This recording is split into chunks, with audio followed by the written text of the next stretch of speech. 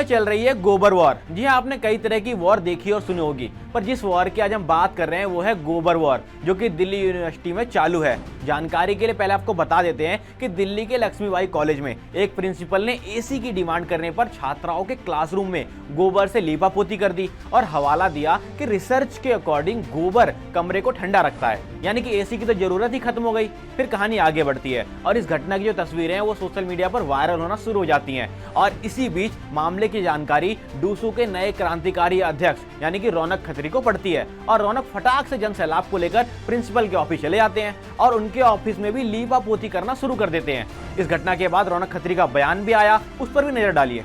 खबर जिस प्रकार से पूरे सोशल मीडिया पे हर एक न्यूज़ चैनल पर कॉलेज की प्रिंसिपल मैडम गोबर लेकर एक क्लासरूम को लीपने का काम करती हैं और ये कहती है कि एक मेरी प्रोफेसर की रिसर्च थी, उसके बेसिस पर हम क्लासरूम को ठंडा करेंगे। आधुनिक भारत की बात होती है, विकसित भारत की बात होती है, और विकसित भारत में जब स्टूडेंट्स के क्लासरूम में एक ओल्ड ट्रेडिशन मटेरियल के साथ मैडम लेकर आती हैं चीज़ों को, क्या उनके को अपने रूम में भी सेम हालात हैं? क्या वो गोबर के प्रिंसिपल रूम में बैठती है? मैं आज देख के आया था तो नहीं था। तो जब मैं आज कॉलेज गया, मेरी सूचना जैसे ही उनको मिली कि रौनक खत्री आज मेरे ऑफिस आ रहे हैं, तो वो ऑफिस मिली ही नहीं। बच्चों ने बताया भैया आपके आने से 15 मिनट पहले मैडम चली गई। फिर मैंने उनके पूरे प्रिंसिपल रूम में जो प्रयोगशाला उन्होंने कॉलेज को समझ रखा था, वो सेम हाल मैंने उनके रूम में किया है आज जाकर। क्योंकि स्टूडेंट, फिर मैं वाइस प्रिंसिपल मैडम आके हमें ये कहती है कि आप बिना प्रिंसिपल के परमिशन के उनके रूम में कुछ नहीं कर सकते। फिर यही जवाब मैंने उनको दिया कि बिना स्टूडेंट्स की परमिशन के आप कैसे क्लासरूम में गोबर लगाने का काम करती हैं।